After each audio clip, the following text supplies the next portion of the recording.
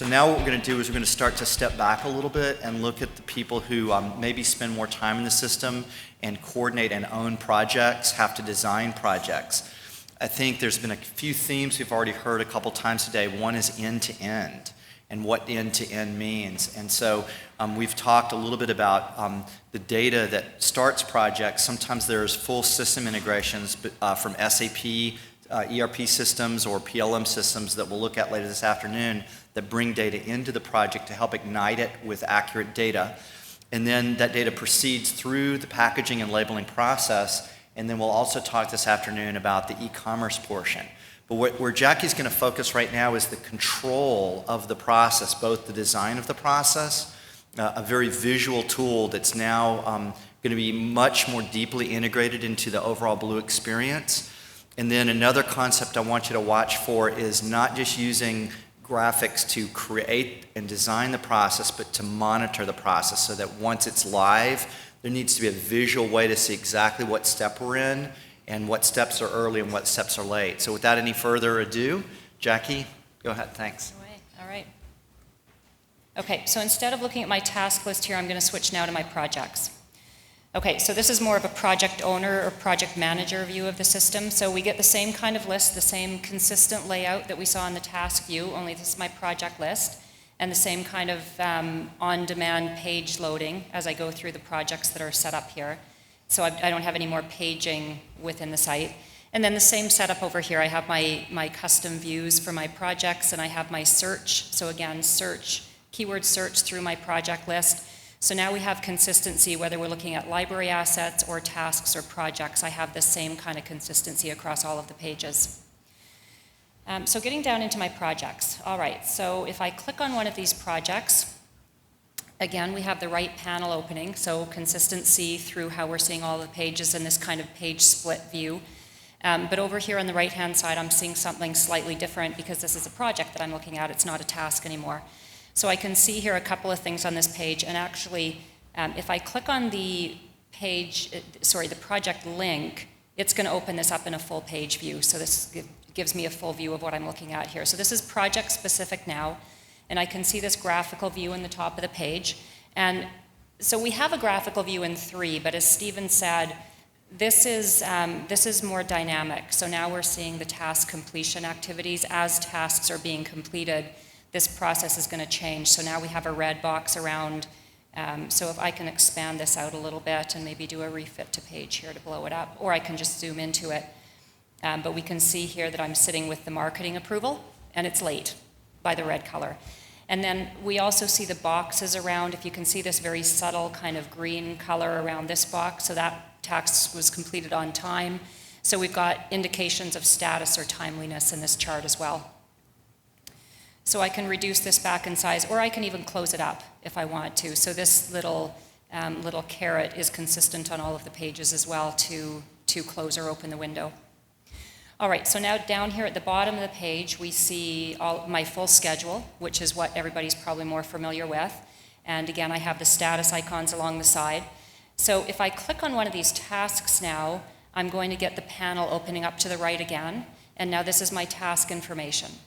So if you think about what I'm doing here, this would take to look at the graphical view, then come into the full schedule, then navigate to a task. That would take me about 5 clicks in the 3 series. So now I've done it all with 1 click, and it's all in 1 page. So there's huge time savings here if you're a project manager navigating around to find what you need. It's so simple in this compared to our current release.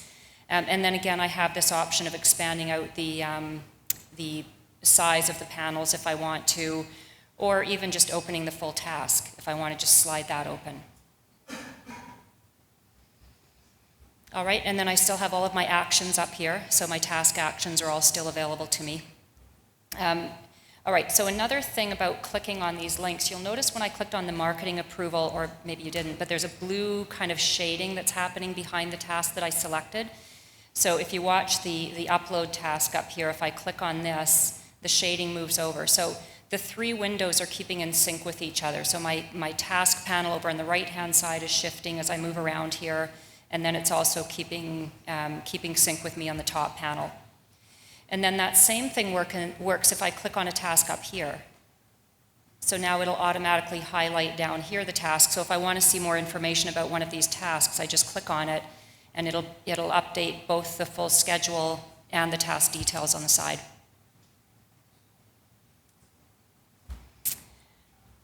Okay, and then I also have my filters here. So if I just want to look at my active tasks, I can click on that, and it'll just show me the active tasks down here.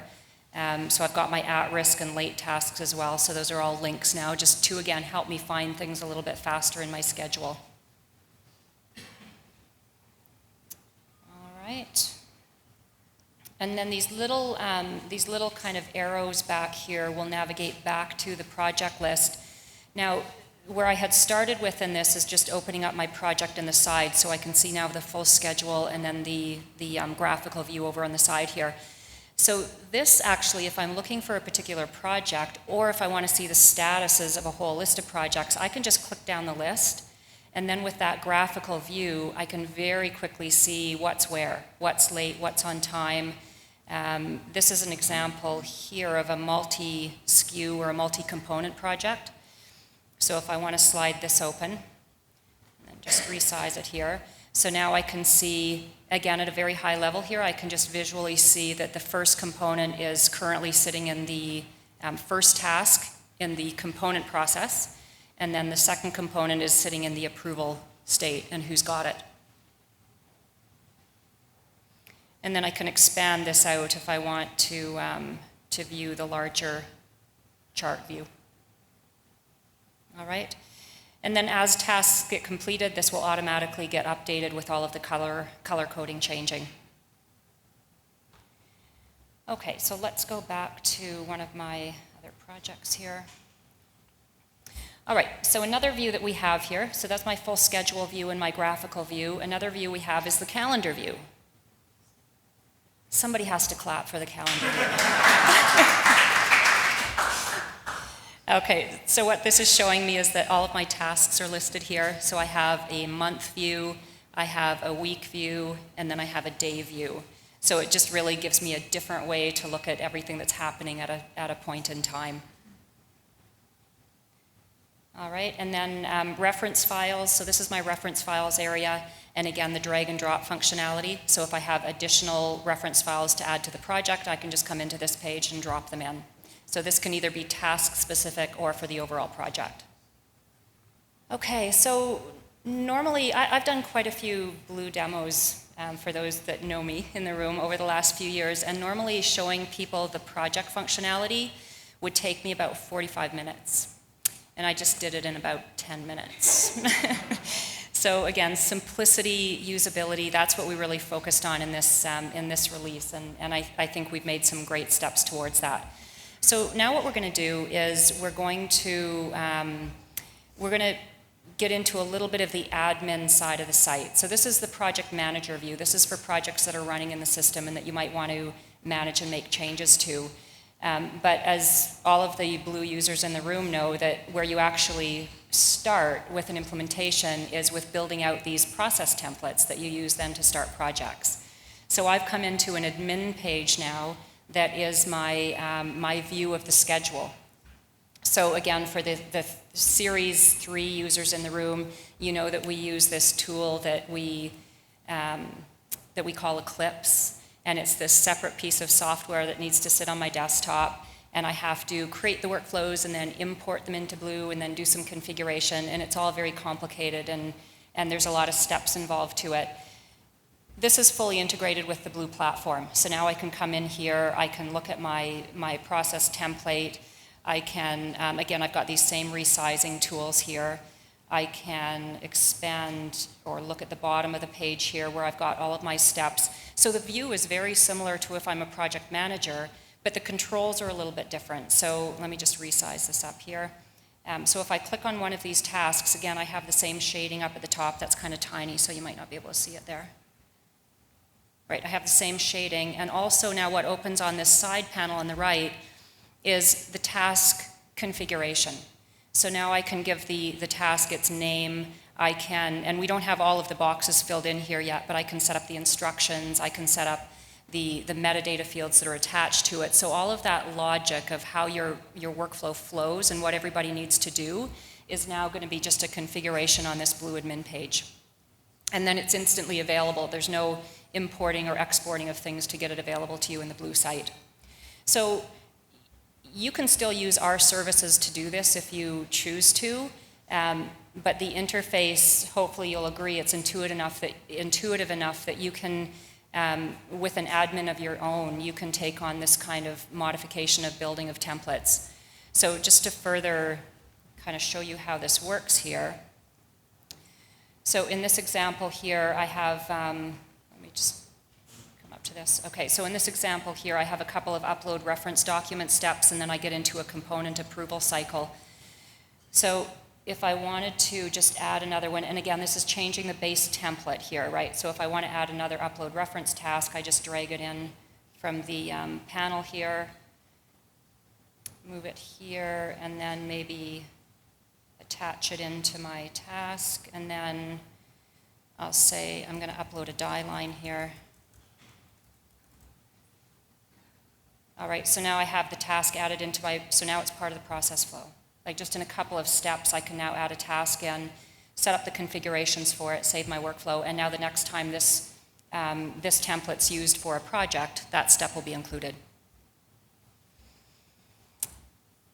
All right, so one more thing I'm going to attempt here is I'm creating a brand new process template. And chances were good that I probably never would have attempted this in a demo before. But so we start with basically giving the template a name. And then we're starting here with a green dot and a red dot, so basically my starting point and my ending point. So what I would do here again is just drag and drop in the tasks here. So I'm going to set up a couple of upload reference file tasks. Let me move my red block over here. All right, then I would get into a submission of an approval file, and from there I'll do a couple approvals. So we'll do 3 approval tasks, and from there then we need a decision on whether it's going to be approved or rejected. And then along the way here, I would just need to connect the dots here, right? So this flows into this, and rejection flows back up to my submission, and my approvals all need to link together.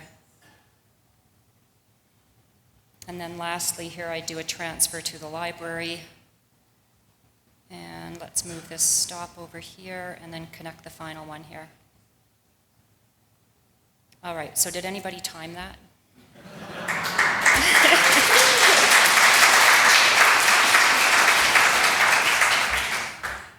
Okay, and then just another example here of changing the task names, right? So upload die line, upload text spec. So now all of the instructions, all of the task roles and groups and ownership, all of that's just done right on this page. Now, the other thing that I can do here is create a sub-process. So in the 3 series, we have the idea of templates, and they can have subflows within the template, but they're all very specific to a template. So let me show you something else that you can do here. So I'm going to create a sub-process. I'm going to select all of the tasks that are in my sub-process. All right, so now these are all grouped together in a box, and I can even rename this, so I'm going to call it my component. Okay, so now I've got these tasks that represent my component approval process. Now, the idea here is that this sub-process can be used not just in this template, but in another one. So if you have 3 different templates, maybe one is for line extension, one is for new product development, and you've got slightly different processes, but this section of the workflow is the same for all of them. You just create it once, and then you save it as a sub-process, and you can pull it in and out of other workflows as you need to. So a lot more reuse capability in this version than we have in the 3 series. The other thing that you can do here is you can basically copy a template. So in today's world, if you have 3 similar processes, we have some copy capability, but all of the configuration has to be done 3 times if you've got 3 templates. In this series, that's not the case anymore. You can take a whole configured workflow template and copy it, and then just change what you need to for your other template. So again, a lot quicker, and this really speaks to one of the things that was raised at the start of the day was, implementations are pretty onerous for us to get all of these templates configured in the site. So this is really addressing that. This is making it a lot easier to implement and a lot easier to maintain and upgrade once you get sites up and running. I think that's it.